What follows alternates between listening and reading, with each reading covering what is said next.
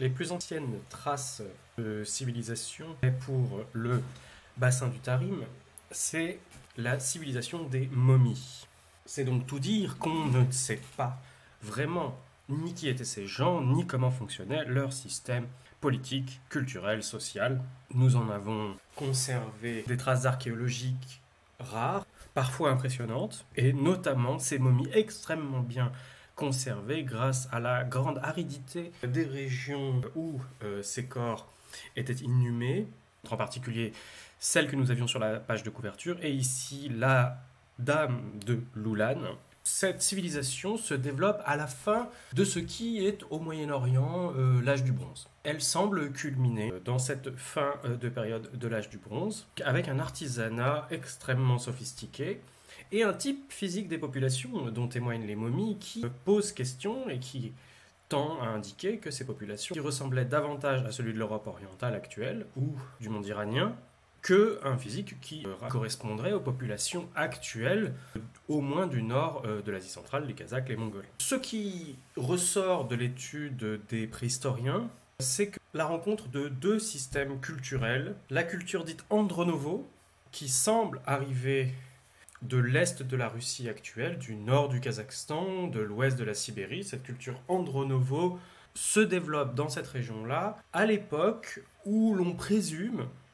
que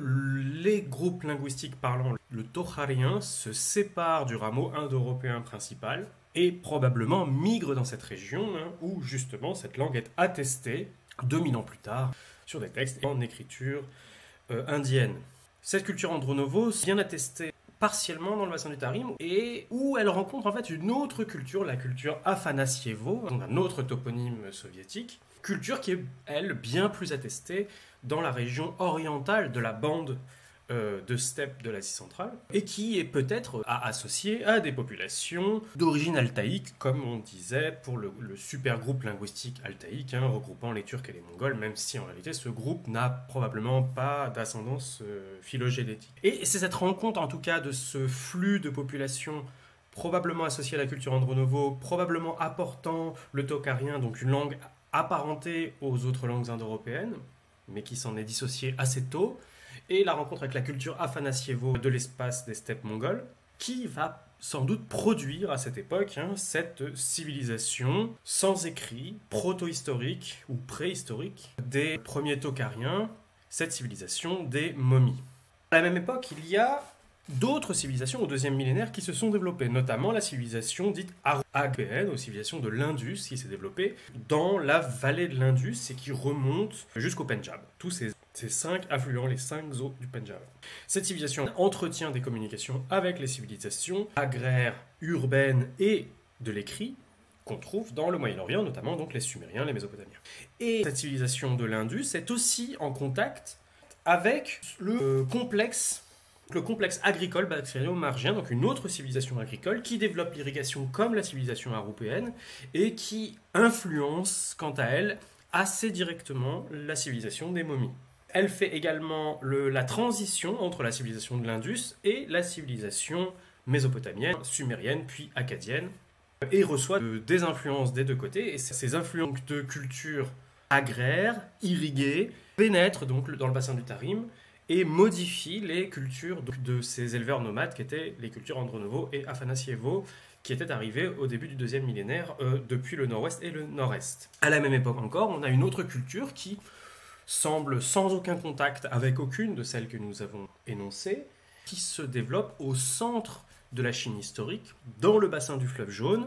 à l'époque de la dynastie légendaire Xia. C'est la culture qui correspond au site d'Erlitou. Et cette culture donc se développe à 1500 km des premiers points d'implantation de la civilisation des momies. Elle est extrêmement lointaine, beaucoup plus que la civilisation de l'Indus ou de la civilisation du complexe bactriano-margien de l'Asie centrale, du nord de l'Afghanistan et du sud de l'ex-Union soviétique. Voilà ce qu'on peut dire sur la formation de cette civilisation des momies et le développement de l'agriculture, de la sédentarité, de l'urbanité dans le bassin du Tarim, à l'époque où se développe la civilisation linguistique tokharienne, dont on n'a pas de traces écrites malheureusement pour cette époque. Et puis, ce monde de l'âge du bronze est bouleversé par une deuxième, probablement, migration d'un autre groupe, cette fois-ci complètement indo-européen, du rameau central des Indo-Européens, le groupe indo-arien qui va conquérir l'Asie centrale, tout particulièrement le plateau iranien et aussi le bassin de l'Indus et du Gange, l'Inde du Nord.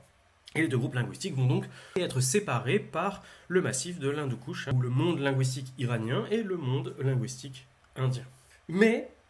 ce flux linguistique, qui n'est pas forcément d'ailleurs un flux de population massif, ne pénètre pas dans le bassin du Tarim. Il n'y aura l'introduction des langues iraniennes, de langues indo-européennes, du rameau principal, de langues iraniennes, qu'un peu plus tard, au moment probablement de l'expansion scythe. Le cimetière de Tiaoé, non loin du lac qui s'appelle le Lob Nour, lac Lob, tout en aval du bassin du Tarim, c'est là où le fleuve Tarim et tous ses affluents du grand bassin qui est entre le Tibet, le Pamir et le Tian Shan, vient se déverser dans ce lac qui est le vestige de la mer intérieure qu'était le bassin du Tarim et le désert du Taklamakan. Donc on est au cœur du désert, on est dans une zone qui s'est largement aridifiée depuis cette époque de l'âge du bronze et où précisément les momies ont été parfaitement conservées grâce à l'aridité, et on voit ici tout un monument cultuel et funéraire dont l'historicité est difficile à établir en l'absence d'écriture. On a simplement des symboles phalliques, des symboles sans doute sexuels féminins, on a ces petites statuettes, et on a une autre momie extrêmement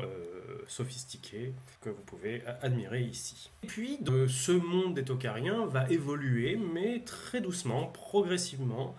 à l'âge du fer. J'avais parlé de l'irruption des Scythes, c'est en grec les skutoi, et qui correspondent à ce que les textes bibliques appellent les Ashkenazim, qui est l'origine du mot utilisé pour désigner les juifs orientaux aujourd'hui, mais qui à l'époque désigne simplement les Scythes. C'est en fait le même mot. Donc, les Scythes, c'est tout un groupe de populations, de langues indo-européennes, de langues iraniennes plus spécifiquement, qui continuent à nomadiser dans l'espace du Kazakhstan actuel et du sud de la Russie actuelle, de l'Ukraine actuelle, dans toute la partie occidentale du monde des steppes. De l'autre côté, dans la partie orientale du monde des steppes, se développe le monde ce que les sources chinoises appellent les Xiongnu un peu plus tard, et qui sont donc probablement des populations de proto-turcs ou de proto-mongols, de fédérations de ces différents groupes qui pâturent dans les steppes de la Mongolie intérieure, de la Mandchourie. On a cette expansion scythe identifiée dans les sources chinoises un peu plus tardives. C'est pourquoi on peut considérer qu'ils ont dû pénétrer à ce moment-là le bassin du Tarim, et même au-delà de ça, peut-être la dépression de Turfan, la région du Lob Nour qu'on voit ici, et peut-être même jusqu'à l'orée du Gansu, dont on voit les oasis ici, le corridor qui est entre le Tibet et le désert de Gobi et qui conduit à la Chine. À cette époque, c'est l'empire des Zhou en Chine. L'empire des Zhou ne monte pas à l'intérieur du corridor du Gansu. La frontière de l'empire des Zhou est à 1200 km de cette zone ici, des oasis du Gansu. Donc, elle est encore très loin, et donc le monde tokharien du bassin du Tarim n'est pas en contact avec le monde chinois. Je vous propose une délimitation de cet espace linguistique nouveau avec l'irruption de ces langues iraniennes qui vont repousser les Tokhariens dans la partie orientale du bassin du Tarim. Il y a des langues iraniennes qui sont déjà implantées, notamment les langues pamiri, dont il existe une branche dans le Xinjiang chinois actuel, et des langues iraniennes qui se développent en Bactriane notamment, des langues iraniennes évidemment du plateau iranien, le parthe, le perse, le mède, etc., et le kurde aujourd'hui, entre autres. Et bien sûr, il y a cette langue iranienne qui domine l'Asie centrale ex-soviétique à l'époque, et qui est bien attestée en tout cas à partir du début de notre ère, c'est la langue sogdienne. Le terme sogdien est lui-même le même terme que le terme skut. Donc c'est un dérivé du même peuple des Scythes sédentarisés, qui se sont sédentarisés dans les oasis de l'Asie centrale, de l'Ouzbékistan, du Tadjikistan actuel. Développement de ces deux civilisations, sogdien et bactrien, qui commencent à émerger, ces espaces agricoles qui se développent. Et donc on a une pénétration de ces populations apparentées aux Scythes qui parlent des langues iraniennes, proches du sogdien, proches du Scythe nomade. Le Scythe nomade, c'est aussi proche, par exemple, de l'Ossète dans le Caucase, qui se développe dans les oasis de Kashgar, de Khotan. Et puis on a l'irruption du premier empire universel. C'est celui des Perses achéménides qui vont conquérir à cette époque l'espace iranien, le Moyen-Orient, l'Anatolie,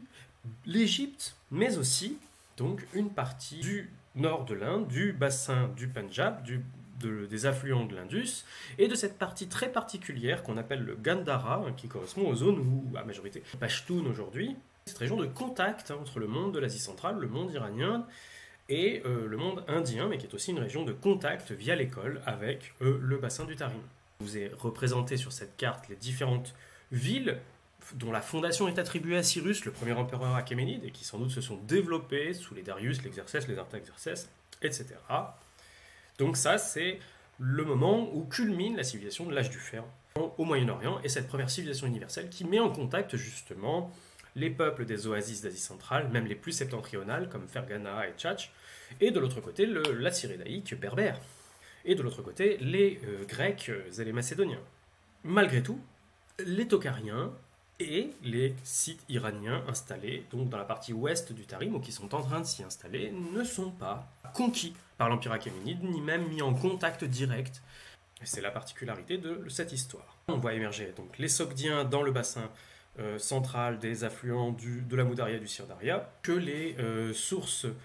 iraniennes, que les sources achéménides puis hellénistiques appellent les Sakas. Et puis les sources chinoises de l'autre côté qui désignent sans doute des populations apparentées qu'elles appellent les Yuezhi. D'autres groupes scythes probablement implantés à l'est du Tarim, près de Turfan ou près du Gansu, et qui sont en contact avec les populations proto-turques ou proto-mongoles des Xiongnu.